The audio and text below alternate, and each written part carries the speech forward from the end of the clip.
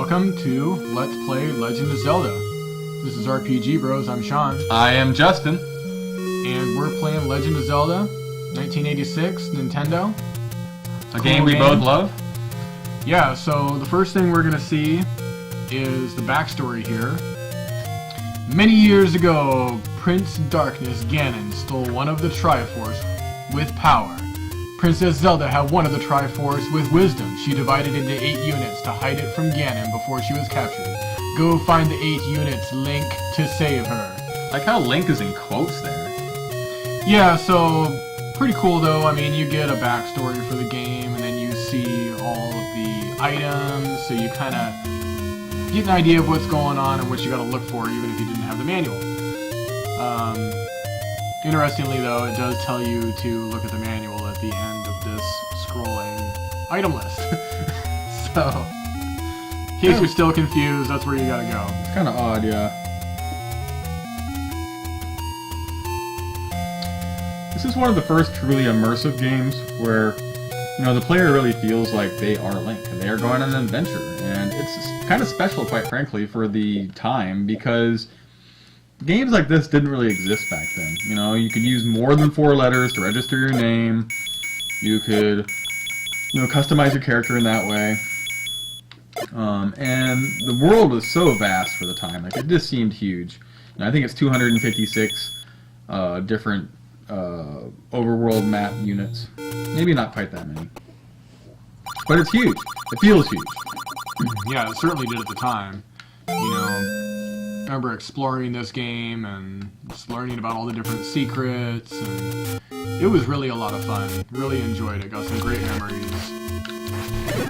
It was challenging, especially as a kid. I remember it being pretty tough.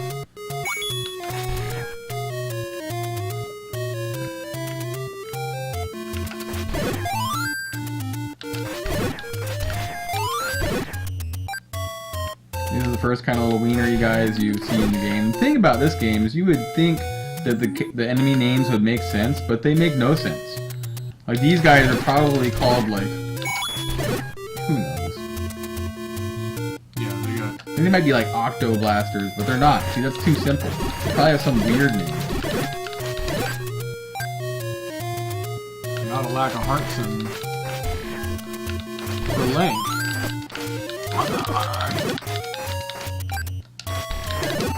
Whew. Jeez, man, these guys are going fast. It's like, jeez. I was mashing that button like crazy.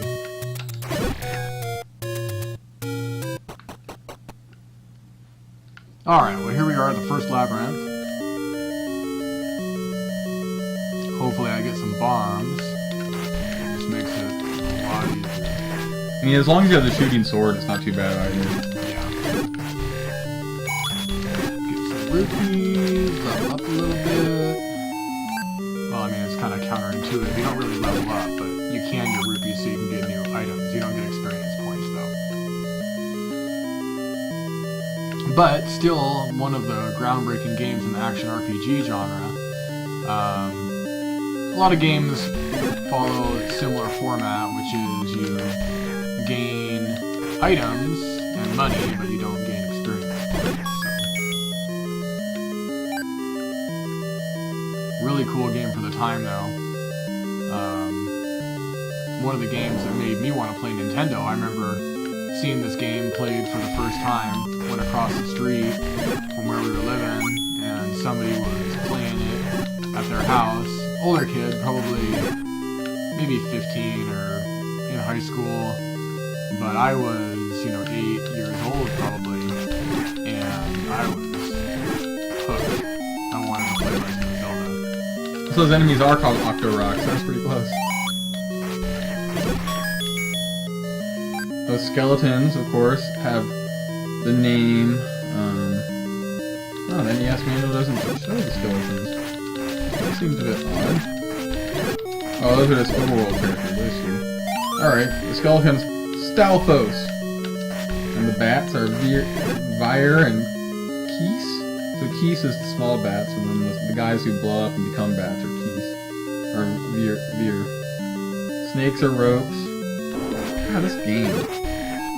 No, at least they got a little bit of it. gel are the little mini slimes we're about to see. Not too many baddies in this game, really. Goria are the ogres with the boomerangs. G-O-R-I-Y-A. Goria? Goria. Huh. Interesting. The manual's really cool for this game. It's like basically the first... How many pages is it? Eastmost Peninsula is the secret. Yeah, one thing about this game is the freaking dialogue sucks. But 1, 2, 3, 4, 5, 6, 7, 8. 8 of the first pages of the manual are all storyline. That's pretty cool. That's like something that I don't really think existed that much. Yeah, it was an ambitious game for the time, to say the least. Yeah, it had a full little history and everything. And the manual's really colorful and nice and has a lot of screenshots. Really enjoyable. I happen to have a box Silver Seal copy of this game, which Sean got me for Christmas? Yep, my birthday. Boy, I was excited. Every time I look at it, I beam with pride.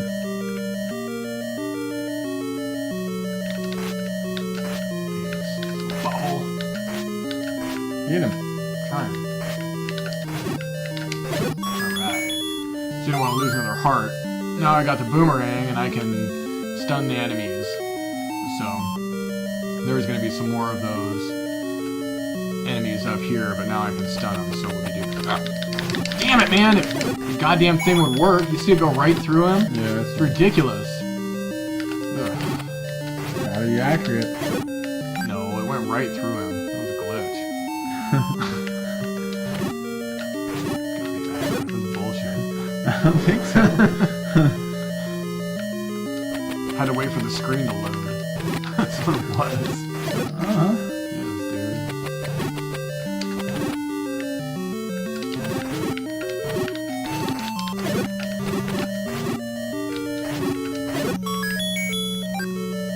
Alright. Sword him right in the face. They're all chubby. You're like stab, stab, stab. Putting holes in their side. God. Yeah, they're kidding. They're taking hella blows. Getting stunned with a wooden boomerang. Hits you in the head. Alright, got the boomerang, or the bow and arrow. Or the bow, I should say. You get the arrow. You oddly have to From buy the the shop. arrow in this game, like, which is a kind of a weird thing. Yeah, and then your arrows are your Coins. money. Yeah. Yeah, so every time you shoot an arrow, you lose a rupee. So that's kind of an interesting... Is it 2 rupees once you get the silver arrow? That could be. I'm not sure. It's a very odd feature. Yeah, weird game mechanic there. It doesn't really make a lot of sense. The rupees turn into arrows somehow and you shoot them.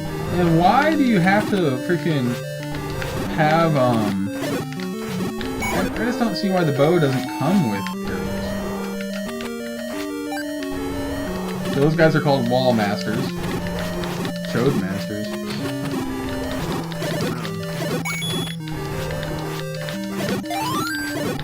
Nice convenient thing to get there. Needed.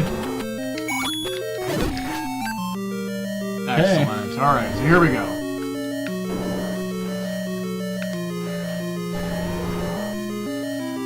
You kind of want to back up like Sean just did and then just kind of shoot him with your sword.